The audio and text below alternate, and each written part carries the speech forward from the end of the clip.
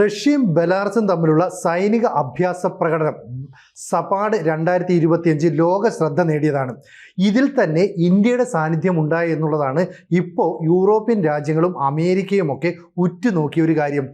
ഇന്ത്യയിൽ നിന്ന് 65 സൈനികരാണ് ഈ സംയുക്ത സൈനിക അഭ്യാസ പരിപാടിയിൽ പങ്കെടുത്തത്. പക്ഷേ ഇന്ത്യൻ സാന്നിധ്യമുണ്ടെന്ന് റഷ്യയുടെ സൈനിക ഏജൻസി ആയിട്ടുള്ള ടാസ്ക് റിപ്പോർട്ട് ചെയ്തിരിക്കുന്നു. അപ്പോൾ റഷ്യയ്ക്ക് ഏറ്റവും അധികം അഭിമാനം നൽകുന്നത് ഇന്ത്യൻ സൈന്യത്തിൻ്റെ കൂടെ സാന്നിധ്യം ഇവിടെ ഉണ്ട് എന്ന് ബോധ്യപ്പെടുത്താനാണ്.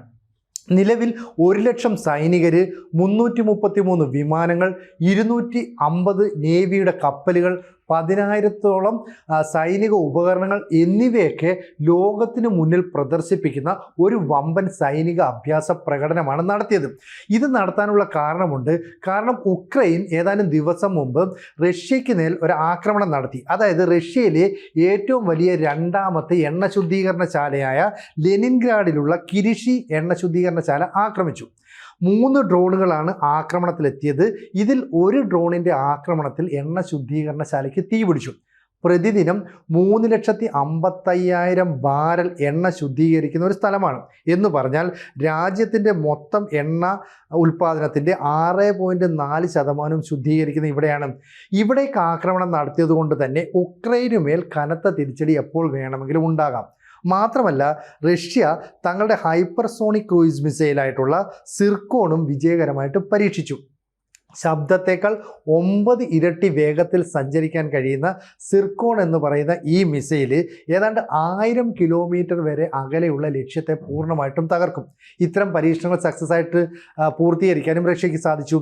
ഇതിന് ശേഷമാണ് ബെലാറസുമായിട്ട് ചേർന്ന ഒരു സംയുക്ത സൈനിക അഭ്യാസ പരിപാടി, അതായത് സപാഡ് 2025 നടത്തുന്നത്. തങ്ങളുടെ രാജ്യത്തിൻ്റെ പരമാധികാരം, അതുപോലെ തന്നെ പ്രാദേശിക ശ്രദ്ധ, ഇതൊക്കെ തന്നെ വ്യക്തമാക്കാൻ വേണ്ടിയിട്ടാണ് ഇത്തരത്തിലൊരു അഭ്യാസ പരിപാടി എന്നാണ് അറിയപ്പെടുന്നത്.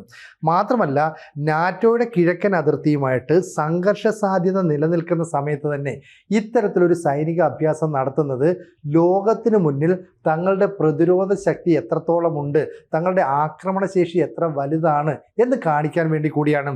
അപ്പോൾ ഇവിടെ പ്രതിരോധശേഷി ഉയർത്താനുള്ള ഈ നീക്കത്തിൽ റഷ്യൻ പ്രസിഡന്റ് വ്ളാഡിമിർ പുടിൻ നേരിട്ട് പങ്കെടുക്കുന്നു.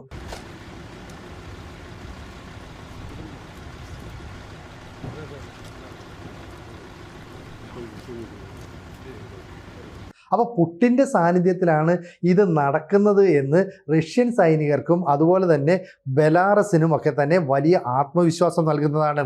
മാത്രമല്ല ഈ പരിശീലനത്തിന് ശേഷം പോളണ്ടിന് നേരെ റഷ്യ ഒരു ആക്രമണം നടത്തിയിരുന്നു.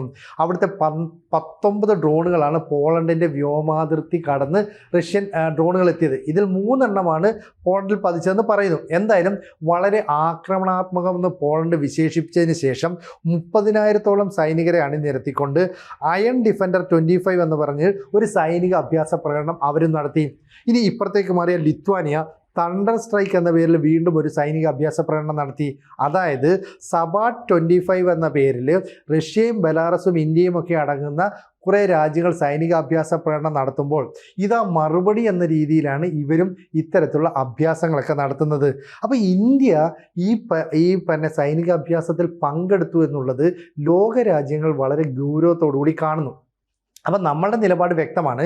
കാരണം ഇപ്പോൾ മാത്രമല്ല, മുമ്പും റഷ്യയുമായിട്ട് ചേർന്ന് സൈനിക അഭ്യാസത്തിൽ നമ്മൾ പങ്കെടുത്തിട്ടുണ്ട്. 2021 ഉക്രൈനിലേക്ക് റഷ്യ അധിനിവേശം നടത്തുന്നതിന് തൊട്ട് മുമ്പ് നടന്ന സൈനിക അഭ്യാസത്തിലാണ് നമ്മൾ പങ്കെടുത്തത്. അന്ന് ഭീകരവിരുദ്ധ പ്രവർത്തനം, മറ്റ് പരമ്പരാഗത രീതിയിലുള്ള സൈനിക നീക്കം എന്നിവയുമോട് ചേർന്ന് നിൽക്കാൻ വേണ്ടിയിട്ടാണ് ഇന്ത്യ അതിൽ പങ്കെടുത്തത്. മാത്രമല്ല ഈ റഷ്യയുമായിട്ട്, അതായത് റഷ്യയുടെ പൂർവ്വരൂപമായ സോവിയറ്റ് യൂണിയനുമായിട്ട് നമുക്ക് എല്ലാ കാലത്തും നല്ല ബന്ധമാണ്. USSRൽ നിന്നാണ് നമ്മുടെ ആയുധങ്ങളിൽ ഏറിയ പങ്ക് നമ്മൾ വാങ്ങിച്ചിട്ടുള്ളത്. പക്ഷേ ശീതയുദ്ധ സമരം നടന്ന സമയത്ത് നമ്മൾ ചേരിചേരാ നയവുമായിട്ടൊന്ന് മാറി നിന്നു. അങ്ങനെയാണെങ്കിൽ പോലും നമുക്ക് റഷ്യയോട് അല്ല USSRനോടാണ് കമ്മിറ്റ്മെൻറ്റ്. കാരണം എല്ലായ്പ്പോഴും റഷ്യയിൽ നിന്ന് ആയുധങ്ങൾ വാങ്ങുന്ന അല്ലെ ഒരു പ്രതിസന്ധി ഘട്ടത്തിൽ റഷ്യ നമ്മളെ സഹായിച്ചിട്ടുള്ളത് കൊണ്ട് തന്നെ അവരോടൊരു കടപ്പാട് നമുക്കുണ്ട്. ഇപ്പോൾ ഇവിടെ അമേരിക്ക നമുക്കെതിരെ തീരുവ വർദ്ധിപ്പിച്ചുകൊണ്ടേയിരിക്കുന്നു.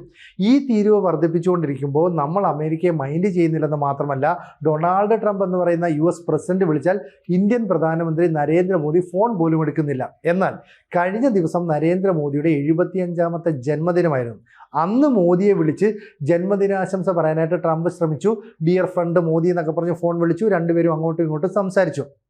അപ്പോഴും ഇന്ത്യ റഷ്യൻ പക്ഷത്തേക്ക് കൂടുതൽ അടുക്കുമെന്ന് ഈ പറയുന്ന ട്രംപ് പ്രതീക്ഷിച്ചില്ല. ഇവിടെ ഇന്ത്യയുടെ നീക്കം എന്ന് പറയുന്നത് ലോകത്തെ ഒട്ടനവധി രാജ്യങ്ങൾ, ഇപ്പം നമുക്കറിയാം ബംഗ്ലാദേശ്, കോങ്കോ, മാലി, ഇറാൻ തുടങ്ങിയ രാജ്യങ്ങളൊക്കെ തന്നെ ഈ സബാഡ് 2025 എന്ന് പറയുന്ന സൈനിക അഭ്യാസ പരിപാടിയിൽ പങ്കെടുത്തു. അതോടൊപ്പം ഇന്ത്യ പങ്കെടുത്തു. ഇന്ത്യയിൽ നിന്നുള്ള 65 സൈനികരെ ഉണ്ടായിരുന്നുള്ളൂ. പക്ഷേ റഷ്യൻ സൈനിക ഏജൻസി ആയിട്ടുള്ള ടാസ്ക് പറയുന്നത് ഇന്ത്യൻ സൈനികരും ഞങ്ങൾക്കൊപ്പം പങ്കെടുത്തു. അപ്പോൾ അവർക്കത് വലിയ ആത്മവിശ്വാസം നൽകുന്നു എന്നാണ്. അപ്പോൾ പരമ്പരാഗതമായ സൈനിക നീക്കം, ഭീകരവിരുദ്ധ പ്രവർത്തനം, പുതിയ ആയുധങ്ങളുടെ ഉപയോഗം, ഇതൊക്കെ തന്നെ നമുക്കും പരിശീലിപ്പിക്കാം. അപ്പോൾ ആധുനിക യുദ്ധ സംവിധാനങ്ങൾ, സന്നാഹങ്ങൾ, അതിർത്തി സുരക്ഷയ്ക്ക് ഉപയോഗിക്കുന്ന ആയുധങ്ങൾ, ഡ്രോൺ നിരീക്ഷണം, വിവര വിനിമയം എന്നിവയിലെല്ലാം തന്നെ എല്ലാ രാജ്യങ്ങളുമായിട്ട് പരസ്പരം സഹകരിക്കുന്നത് ഇന്ത്യക്കും നേട്ടമാണ്. അതാണ് നമ്മൾ ഇതിനകത്ത് ഈ വിവിധ രാജ്യങ്ങൾക്കൊപ്പം സംയുക്ത പരിശീലനത്തിൽ പങ്കെടുത്തത്. അപ്പം റഷ്യൻ സൈനിക ഏജൻസി ടാസ്ക് മറ്റ് രാജ്യങ്ങൾക്ക് നൽകുന്നതിനേക്കാൾ പ്രാധാന്യം ഇന്ത്യക്ക് നൽകുന്നു എന്ന് പറഞ്ഞാൽ, ഈ ചൈനയിൽ നടന്ന ഷാങ്ഹായ് ഉച്ചകോടി സമയത്ത് മുതൽ തന്നെ വ്ളാഡിമിർ പുടിനും ഇന്ത്യൻ പ്രധാനമന്ത്രി നരേന്ദ്രമോദിയും ചൈനീസ് പ്രസിഡന്റ് ഷീ ജിൻപിങ്ങും ഒരേ വേദിയിൽ അണിനിരന്നപ്പോൾ അത് അമേരിക്കയ്ക്കുള്ള കൃത്യമായ മറുപടിയായിരുന്നു. ഞങ്ങൾ ഉക്രൈനെ ആക്രമിച്ചാൽ അതിനെ എതിർക്കാനോ സമാധാന ശ്രമത്തിനോ ഒന്നും ട്രംപ് വരണ്ട. കാരണം ഈ യുദ്ധം അവസാനിപ്പിച്ചത് ഞാനാണ്, ഇന്ത്യയും പാകിസ്ഥാനും തമ്മിൽ യുദ്ധം അവസാനിപ്പിച്ചത് ഞാനാണെന്നൊക്കെ പറഞ്ഞ് അവകാശവാദവുമായി വന്ന് ഒരു നോബൽ സമ്മാനം, സമാധാനത്തിലുള്ള നോബൽ സമ്മാനം നേടിയെടുക്കാനുള്ള ചില നീക്കങ്ങൾ നടത്തുന്നുണ്ട്. പക്ഷേ ഇതൊന്നും വലിയ രീതിയിൽ വിലപ്പോകുന്നില്ല എന്നാണ് ഇപ്പം നമുക്ക് മനസ്സിലാകുന്ന ഒരു കാര്യം. എന്തായാലും ഏറെ ശ്രദ്ധിക്കേണ്ട ഒരു കാര്യം, ഇന്ത്യൻ പ്രധാനമന്ത്രി നരേന്ദ്രമോദി ഇപ്പോൾ വ്ളാഡിമിർ പുടിനുമായിട്ട് തന്നെയാണ് കൂടുതൽ ബന്ധം പുലർത്തുന്നത്, അടുപ്പം പുലർത്തുന്നത്. അത് ട്രംപിന് വലിയ തിരിച്ചടി തന്നെയാണ്.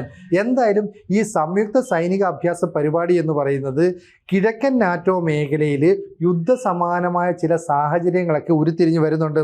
മാത്രമല്ല ഈ സൈനിക നീക്കങ്ങൾ എന്ന് പറയുന്നത് പരസ്പരമുള്ള വിശ്വാസം നഷ്ടപ്പെടുത്തുന്നതാണെന്ന് യൂറോപ്യൻ രാജ്യങ്ങളും പറയുന്നു. അതുകൊണ്ട് തന്നെ കൂടുതൽ ചർച്ചകളിലൂടെ പ്രശ്നങ്ങൾ പരിഹരിക്കണമെന്നും അത് ചൂണ്ടിക്കാണിക്കാൻ പ്രധാനപ്പെട്ട രാജ്യങ്ങൾ തയ്യാറാകണമെന്നും ഈ പറയുന്ന നാറ്റോയിലെ ചില സഖ്യരാജ്യങ്ങളൊക്കെ ആവശ്യപ്പെടുന്നുണ്ട്. ഇവിടെ തുർക്കിക്ക് റഷ്യ നേരത്തെ 2 S-400 വ്യോമ പ്രതിരോധ സംവിധാനങ്ങൾ നൽകിയിരുന്നു. അത് അമേരിക്കയുടെ അനുമതിയില്ലാതെ ഈ തുർക്കി വാങ്ങിക്കൂട്ടിയതാണ്.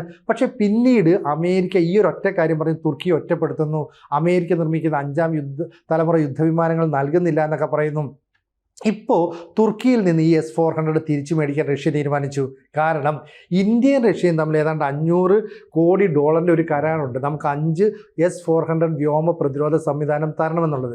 അതിൽ 3 ഇതുവരെ തന്നുള്ളൂ. കാരണം ഉക്രൈനുമായിട്ടുള്ള യുദ്ധത്തിൽ റഷ്യ എൻഗേജ്ഡ് ആയിരിക്കുന്നു, മറ്റ് പാശ്ചാത്യ ഉപരോധങ്ങൾ ഉണ്ടാകുന്നു. അതുകൊണ്ടൊക്കെ തരാത്ത ഇവിടെ ഇപ്പോൾ തുർക്കിയുടെ കയ്യിൽ നിന്ന് ഈ S-400 റഷ്യ തിരിച്ചെടുത്താൽ അതിൻ്റെ അത്യാവശ്യ സംവിധാനങ്ങളൊക്കെ മാറ്റി ഇന്ത്യക്ക് അനുകൂലമായ രീതിയിൽ പരിഷ്കരിച്ച് നൽകാനും നീക്കം നടത്തും. ഇന്ത്യ അത് മേടിക്കുമോ സ്വീകരിക്കുമോ എന്നുള്ളതൊക്കെ അടുത്ത ഘട്ടത്തിലുള്ള ഒരു കാര്യം. ഇവിടെ ഉക്രൈനുമായിട്ടുള്ള യുദ്ധം റഷ്യ അന്തിമ ഘട്ടത്തിലേക്ക് കൊണ്ടുപോകാനായിട്ട് തീരുമാനിക്കുന്നു. അതിൻ്റെ തുടർച്ചയായിട്ട് പോളണ്ടിന് നേരെയും റൊമാനിയയ്ക്ക് നേരെയും ആക്രമണം നടത്തുന്നു. അതുകൊണ്ടാണ് നാറ്റോ രാജ്യങ്ങളെല്ലാം കൂടി ചേർന്ന് പ്രതിരോധ സംവിധാനങ്ങൾ ഒരുക്കാനായിട്ട് തീരുമാനിക്കുന്നു. കാരണം അത്യന്താധുനിക മിസൈലുകളൊക്കെ റഷ്യ പരീക്ഷിക്കുന്നു എന്ന് പറഞ്ഞാൽ ഒരു എന്താ പറയുക, എയർ ഷീൽഡ് തയ്യാറാക്കാനായിട്ട് നാറ്റോ രാജ്യങ്ങൾ പദ്ധതി ഇടുന്നു എന്നതിൻ്റെ വാർത്തയും പുറത്തു വരുന്നു. ഏതെങ്കിലും കാരണവശാൽ വ്യോമ മേഖലയിലുള്ള അതിക്രമം റഷ്യ നടത്തുകയാണെങ്കിൽ നാറ്റോ രാജ്യങ്ങൾ ഒന്നിച്ച് നിന്ന് അതിനെ പ്രതിരോധിക്കണം. എന്തായാലും ബെലാറസുമായിട്ട് ചേർന്ന് സബാഡ് 2025 എന്ന് പറയുന്ന സംയുക്ത സൈനിക അഭ്യാസ പ്രകടനം നടത്തിയത് യൂറോപ്യൻ രാജ്യങ്ങൾക്കും അമേരിക്കയ്ക്കുമുള്ള കൃത്യമായ മുന്നറിയിപ്പാണ്. അതിൽ ഇന്ത്യയെ മുന്നിൽ നിർത്തിക്കൊണ്ട് റഷ്യ ചില നീക്കങ്ങൾ നടത്തുന്നു എന്നുള്ള എന്നുള്ളതാണ് യൂറോപ്പിനെ അക്ഷരാർത്ഥത്തിൽ ഞെട്ടിച്ചത്. ഈ നീക്കം എത്ര കാലം മുന്നോട്ട് പോകും, എത്ര രീതിയിൽ മുന്നോട്ട് പോകും എന്നുള്ളത് ലോകം വളരെ കൃത്യതയോടുകൂടി വീക്ഷിക്കുന്നുണ്ട്. എന്തായാലും ഇത്തരം സൈനികാഭ്യാസ പ്രകടനത്തിലൂടെ തങ്ങളുടെ സൈനിക ശക്തി എത്രയാണ്, പ്രതിരോധ ശക്തി എത്രയാണ് എന്ന് ലോകത്തിന് മുന്നിൽ ബോധ്യപ്പെടുത്താൻ റഷ്യക്ക് സാധിച്ചിട്ടുണ്ട്. കാരണം 333 വിമാനങ്ങളും 250 കപ്പലും 1,00,000 സൈനികരെയും ഒക്കെ അണിനിരത്തിയെന്ന് പറഞ്ഞാൽ നമ്മൾ സങ്കല്പിക്കുന്നതിനപ്പുറത്തേക്കുള്ള ചില യുദ്ധ തയ്യാറെടുപ്പുകൾ റഷ്യ നടത്തുന്നു എന്നാണ് അതിൻ്റെ അർത്ഥം. എന്തായാലും ട്രംപ് ഒന്ന് പേടിച്ചിട്ടുണ്ട്. ഇന്ത്യയും റഷ്യയും ബെലാറസും എല്ലാം കൂടെ ഒന്നിച്ച് ഇനിയും ഇത്തരം സൈനികാഭ്യാസ പ്രകടനങ്ങൾ നടത്തിയാൽ അത് കൃത്യമായിട്ട് അമേരിക്കയ്ക്ക് മാത്രമുള്ള മുന്നറിയിപ്പാണെന്ന് വ്യക്തം. കൂടുതൽ വാർത്തകളും വിശേഷങ്ങളും നിങ്ങളിലേക്ക് എത്താൻ ABC മലയാളം സബ്സ്ക്രൈബ് ചെയ്യുക, ബെൽബട്ടനും അമർത്തുക.